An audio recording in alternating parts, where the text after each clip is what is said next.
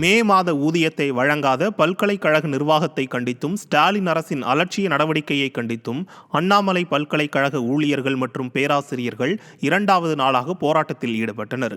ஸ்டாலினின் ஆட்சியில் நாளொரு மேனியும் பொழுதொரு வண்ணமுமாக கொலை, கொள்ளை, வழிப்பறி, பாலியல் வன்கொடுமை. இந்த வரிசையில் தற்போது பல்கலைக்கழக பேராசிரியர்கள் மற்றும் ஊழியர்களின் போராட்டமும் இணைந்துள்ளது. தமிழ்நாட்டில் உள்ள சென்னை பல்கலைக்கழகம், சென்னை அண்ணா பல்கலைக்கழகம், அண்ணாமலை, மதுரை காமராஜர், பாரதியார், பாரதிதாசன் உள்ளிட்ட 10க்கும் மேற்பட்ட பல்கலைக்கழகங்கள் நிதி நெருக்கடியால் தவித்து வருகின்றன.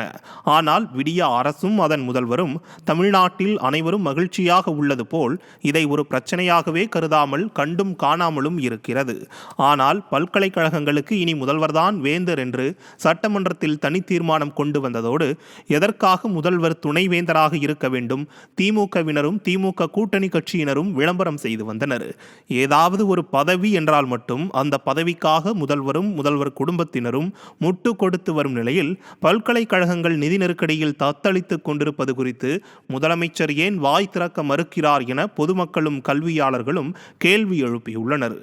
இந்த சூழலில் சிதம்பரம் அண்ணாமலை பல்கலைக்கழக பேராசிரியர்கள் மற்றும் ஊழியர்கள் இரண்டாவது நாளாக போராட்டம் நடத்தி வந்த நிலையில் பதிவாளர் பேச்சுவார்த்தை நடத்துவார் என்று அறிவிக்கப்பட்டது. ஆனால் பதிவாளர் பேச்சுவார்த்தை நடத்த முன் வராததால் ஊழியர்கள் கடும் அதிருப்தி அடைந்துள்ளனர்.